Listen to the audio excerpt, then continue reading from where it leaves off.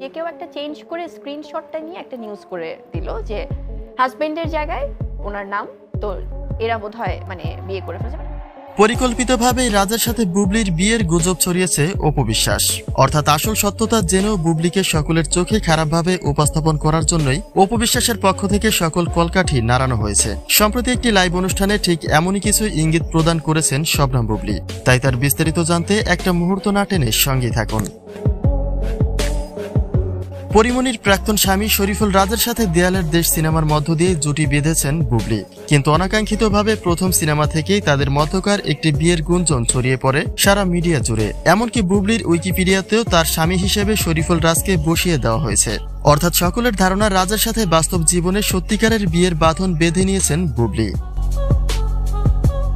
তবে বুবলি এতদিনে মুখ না খুললেও এবার যেন কড়া হুঁশিয়ারি দিয়েছেন তিনি। কেননা বুবলি বলেন, যারা মিথ্যে বানোয়াট গল্প সাজিয়ে শিল্পীদের ছোট করছে তাদের শাস্তি হওয়া উচিত। এমনকি যারা তার উইকিপিডিয়ার তথ্য চেঞ্জ করেছে তাদেরকে মিনিমাম 1 ঘন্টা রিমান্ডে দেওয়া উচিত।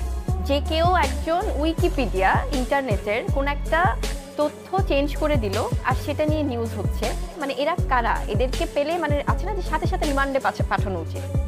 যদিও বুবলির মুখে সরাসরি অপু বিশ্বাসের নামটি দেখা যায়নি, তবে সন্দেহ মোতাবেক দর্শকেরা এটাই বলছে যে বুবলি সেখানে কিছুটা হলেও অপু বিশ্বাসকে ইঙ্গিত করেছেন। কেননা প্রতিটি ক্ষেত্রে একে অপরের দ্বন্দ্বকে কেন্দ্র করে সুযোগ বুঝে খোঁচা মারতেই থাকেন। তাহলে রাজের সাথে বুবলির বিয়ের এমন গুজবে যে অপু বিশ্বাস সুযোগ নেবে না তার কি গ্যারান্টি আছে?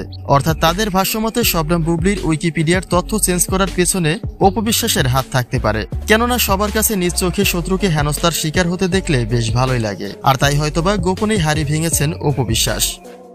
তবে দর্শকদের ধারণার সাথে আপনি কতটুকু সহমত তা কিন্তু অবশ্যই কমেন্ট করে জানিয়ে দেবেন।